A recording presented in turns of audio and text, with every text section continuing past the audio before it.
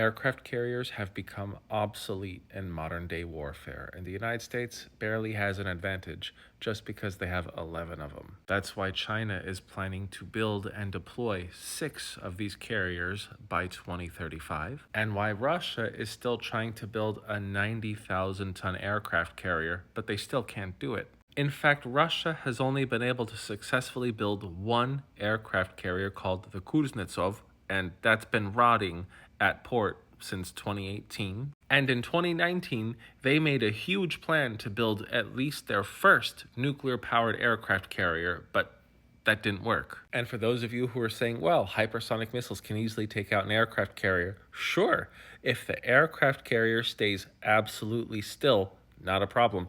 Unfortunately, for anyone firing the hypersonic missile, that sucker can move quite fast, and it's very difficult for a hypersonic missile to hit a moving target. Right now, China has 3 aircraft carriers in total, but only 2 are actively deployed. And China's very first aircraft carrier, the Liaoning, is still in service today, and that was purchased in 1998 from Ukraine because they had the other Kuznetsov style carrier. So China has a very crappy Russian aircraft carrier as their first. China's second aircraft carrier that is currently in service is the Shandong, and that was just a copy of the Kuznetsov style one and with a few improvements. Now, China's third aircraft carrier, the Fujian, is 100% homemade, not copied off of Russia, and officially not copied off of any other country's technology. Now, America currently has 11 carriers in service, and these are super carriers.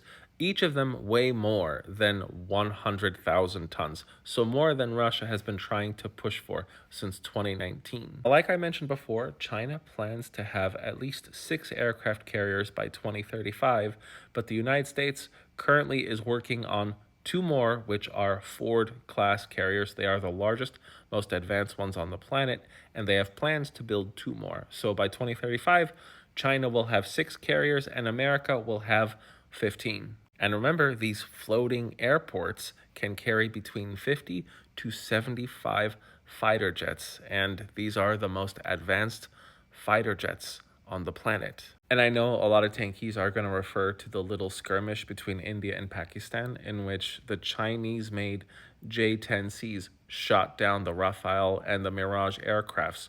Okay, it's true, you guys shot down at least 3 of those, but not one of them was an American plane. So far, America's top fighter jets, the F-22, the F-35, the F-18, the F-15, and the F-16, have had 0 air-to-air combat losses. Some people have gotten lucky with ground assaults, but that's it. Not the F-16. Some of those were shot down in Bosnia and Syria, so I'll give you that. The 12-day war that took place this year required only 200 F-15s, F-16s, and F-35s to do the damage they did to Iran. So that is 4 aircraft carriers, about 1/3 of America's carrier fleet. So maybe, just maybe, these floating islands of sheer destruction still have a place in global warfare. I don't know. I am the Geo Husar, and let me know if you learned something new about aircraft carriers from this post. Thanks for watching.